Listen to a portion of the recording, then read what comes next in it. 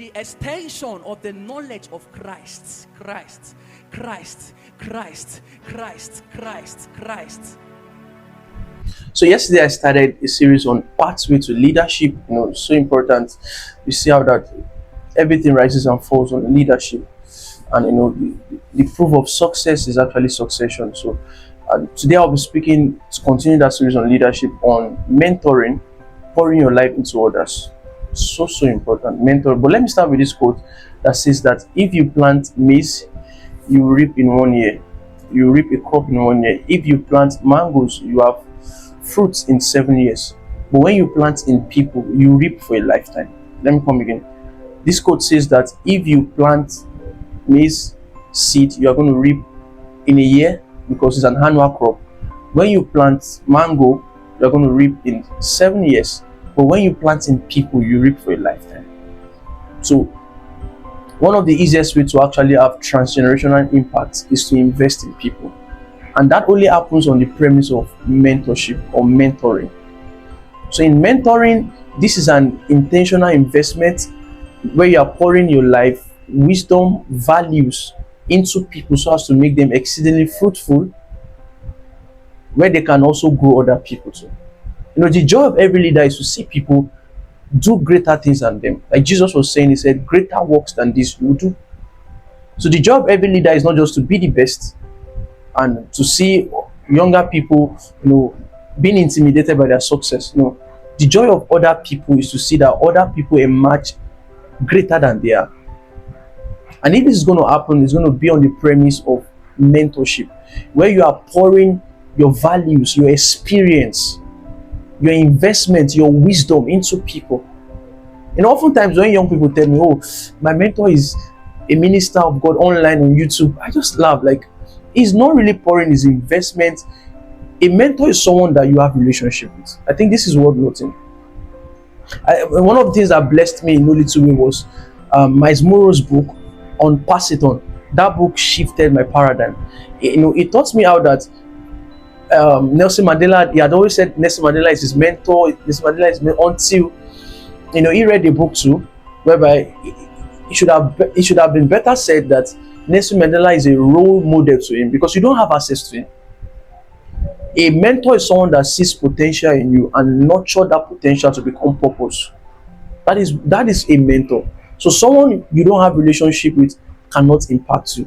Someone can impress you from afar, but it takes mentorship to impact you when you are close to the person.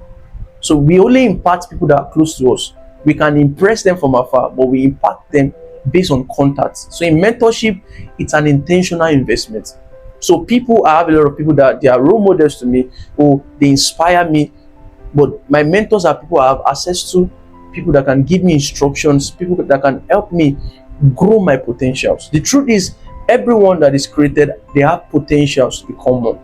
Just like someone that goes to the gym. What the gym instructor does is not to make him a new person. What the gym instructor does is to leverage on his potential. So by instruction, by exposure, it brings him to a system whereby his potential becomes what is now visible. And that is what mentorship does. So it mounts pressure on your potential, and all of a sudden you emerge to become another kind of person that you thought you are, that is a new dimension of yourself, but it's always who you are on the inside. So every mentor helps the mentee's potential to come to the fullest realization. This is so important. So to start with, okay, what happens in mentorship? Like I was sharing about potential, the first thing that happens in mentorship is to increase the potential for success. Sometimes we just think, oh, this is the best version we can be, until another person comes to our life and increases our success and our outcome. How? By mounting pressure on our potentials. I love the quote of a man. He rightly said, we don't build automobiles, we don't build airplanes. He said, we actually build men who turn out to build these products. So what a good mentor does is to build men. Men will build the structures. Men will build the products. There are multifaceted potentials in humans. We only need system of accountability to bring down these potentials to become treasures. So one of the things mentorship does, so important, it increases potential for success, and secondly, it increases capacity for growth. So oftentimes you see your mentors, they stretch you. That's why I'm saying, oh, someone that is online, you're not accountable to the person, you're not submissive to the person. All the person is just doing is inspiring you. But a mentor does much more than inspiring you. A mentor stretches you, increases your capacity for growth, so that you become equipped for your next level. So to wrap up this video, I just want to share, okay, what are the keys to have a close relationship with your mentee, and from the other end also with your mentor. Like I said, you can only impress people from afar, but you impact them when you are close to them. The Bible says in Mark 3 verse 14 that Jesus called the 12 disciples that they should be with him. Association. That they should be with him. So there was a relationship. Jesus had a relationship with Peter. Jesus had a relationship with John the Beloved. The Bible says his head was always on his breast, his bosom. Relationship. For you to raise leaders who also raise others, we need relationship. We need relationship. A close relationship with your mentor. From the mentee, a close relationship with your mentor. The mentor also a close relationship with your mentee. You know, people are so funny. I've seen people come to me and say, oh, so I want you to mentor me, but you see, they just want you to mentor them from afar. They are just inspired based on the fact that you are very good, probably you are proficient in this area of your profession and those things. But until they come close, they cannot truly be mentored. It takes a close relationship. And the second point I'll be sharing is actually exposure that will orchestrate growth. Or better still, let me call it growth-oriented exposure. So after that, you have a close relationship with your mentor. Another thing it does to you that brings growth is that it begins to give you exposure. And that's what I saw in the mentorship class of Jesus, if you permit me to call it. In Matthew 10, the Bible says that he sent his disciples in twos. He gave them authority to go cast out devils and to do the supernatural and the miraculous. But you imagine the level of exposure whereby, oh, they step out on new horizons, what they've not done before.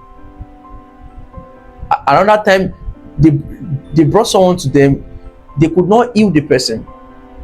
Exposure. In fact, I remember in Mark 5 how that Peter, James, and John followed Jesus to the house of Jairus, where they saw how that Jesus raised Jairus' daughter from the dead. I saw that it was the same principle that was applied in Acts of the Apostles chapter 9, when Tabitha, who's also named Dorcas, died.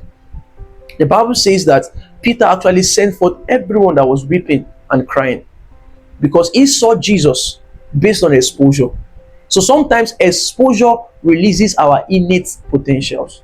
He has seen Jesus. Oh, he knew by that exposure that the atmosphere of sorrow affects the miraculous. So he sent people out, and the Bible says he knelt down and he prayed, and the Bible says Tabitha came back to life.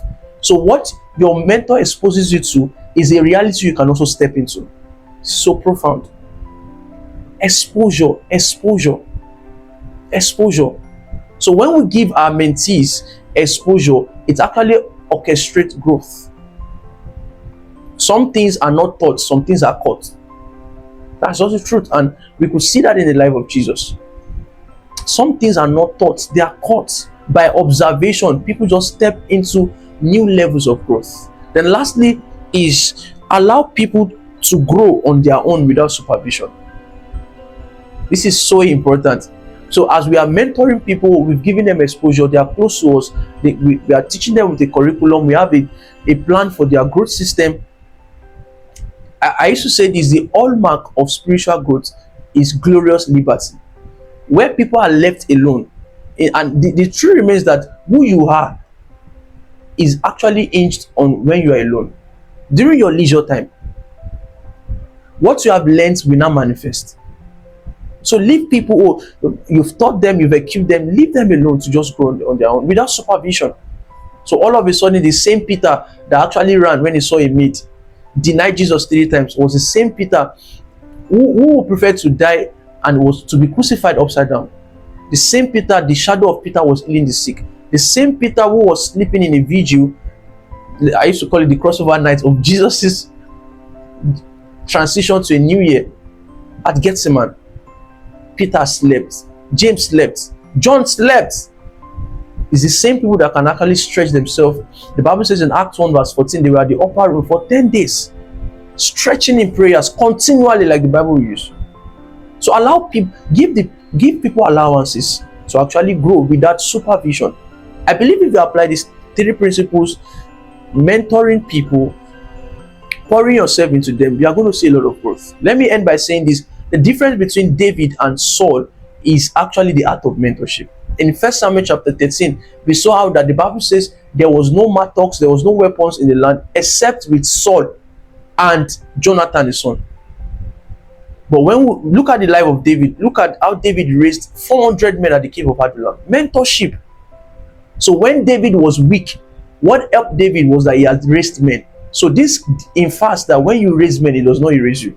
The Bible says in 2 Samuel chapter 21, David was faint, and one of the mighty men of David came and actually slew the Philistine. And the Bible says that they said, "You will not go with us again to battle." And the Bible says 3 other people, other giants from Philistines actually came, and the Bible says that 3 mighty men of David killed those 3 giants, making 4.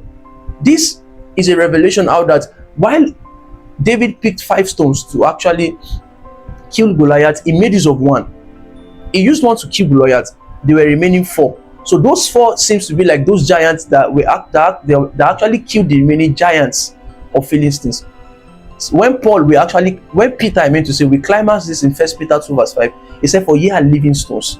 He said, "Built up to a spiritual house." So offer up spiritual sacrifices. So those stones in the hands of David, they were not stones to me, prophetically and allegorically. It means that they were actually people. He had to raise them up. He took them to the quarry site, which was the cave of Adullam. He was mentoring them. The Bible says these were men that were distressed. These were men that were in depths, discouraged people. All of a sudden, by the art of mentorship, David poured values into them. He poured strength into them.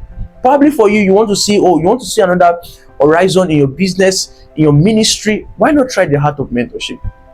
Go through this video again, check the helpful tips that I shared, and I believe I see your vision bringing posterity to nations. Stay tuned.